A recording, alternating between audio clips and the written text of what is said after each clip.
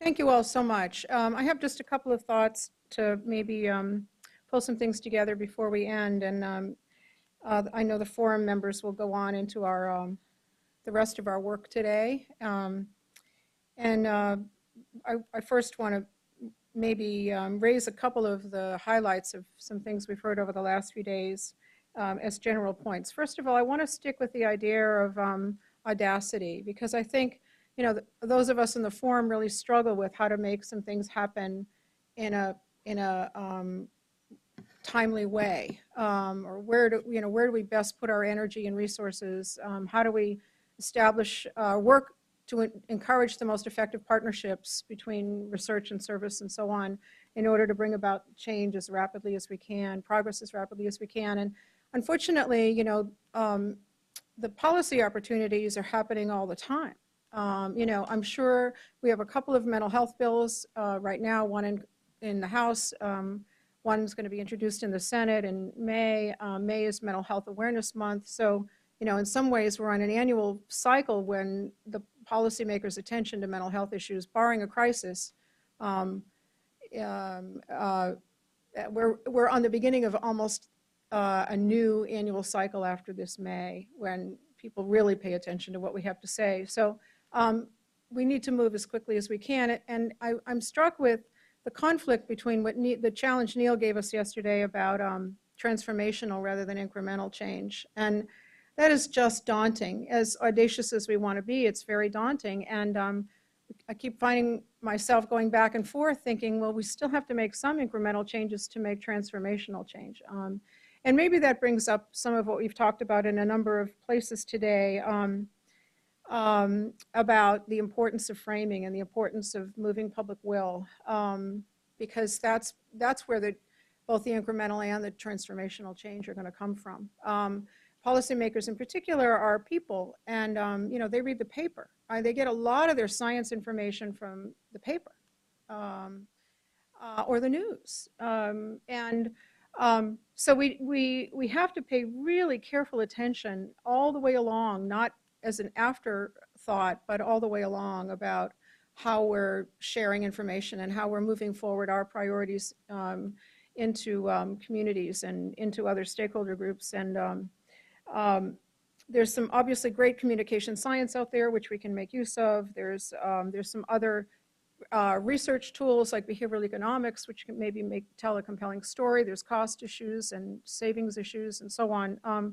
But passive dissemination, or just speaking to ourselves, as Felicia mentioned yesterday, and publishing in our scientific journals, is not going to move anything, because people don't go to look for information. We have to push it out, and we actually have to engage them in how to push it out. So I think that in some ways that's one of our most pressing needs, is to make sure that everything we're working on is actually having an impact and affecting things before we miss cycle after cycle of opportunity. Obviously, I'm focusing on public policy here, but I think that that's part of where we need to be.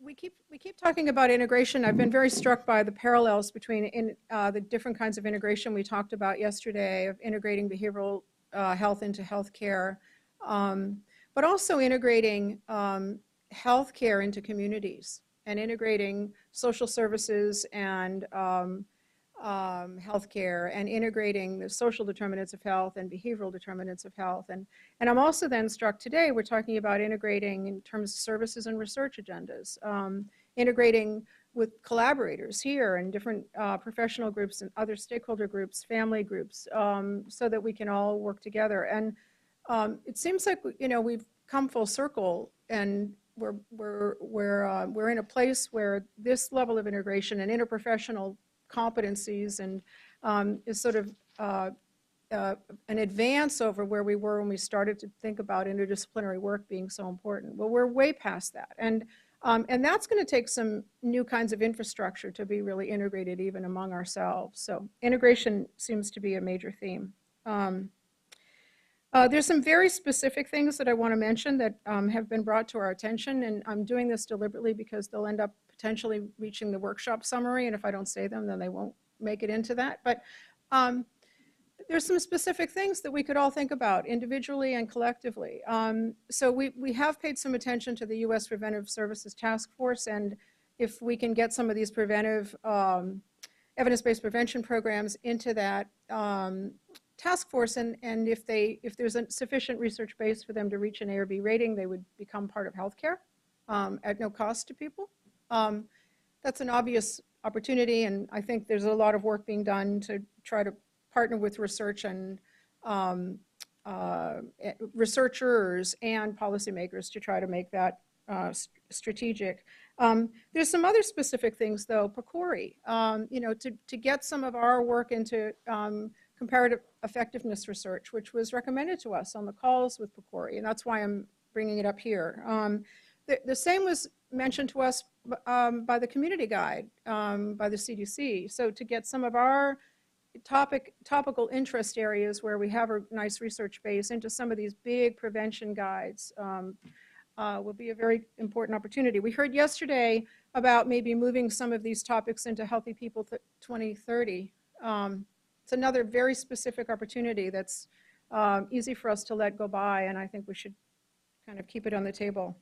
And then I just want to mention another few very specific things. We've heard before in other workshops, and I think this is true, that the Congressional Budget Office does not score savings right now for prevention, only costs.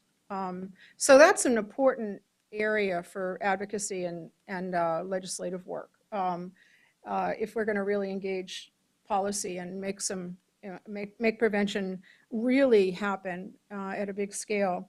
And then lastly, I'll just raise this. I don't have an opinion about this, but several people have mentioned this to us over past workshops and on our calls, which is, do we need an Office of Children's Health? We have an Office of Adolescent Health and Women's Health and Minority Health, but we don't have an Office of Children's Health. And I don't know if that would be advantageous, but I raise it because it's important to think at that kind of big level.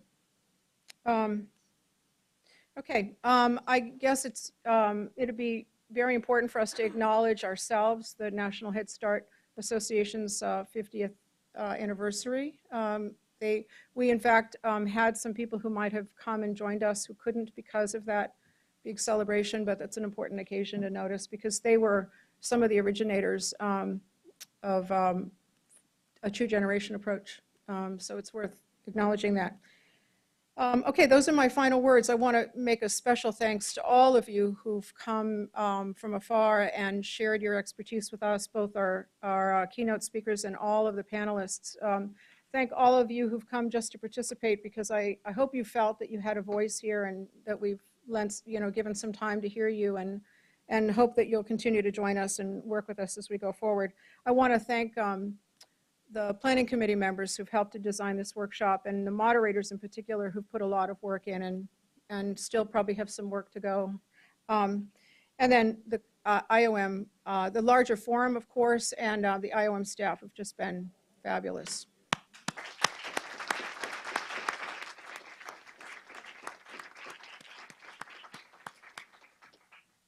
Thank you all so much. Hope we see you again.